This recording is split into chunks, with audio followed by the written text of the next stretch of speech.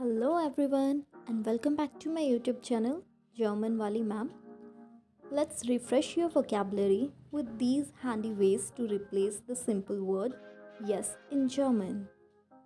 So, our today's topic is replace yes with more expressive alternatives.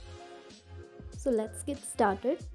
All you have to do is repeat after me.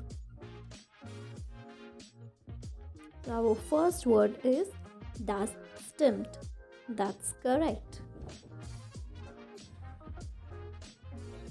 Genau, exactly.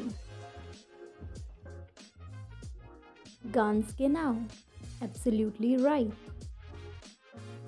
Macht nichts, no problem, it's okay. Super, super, great.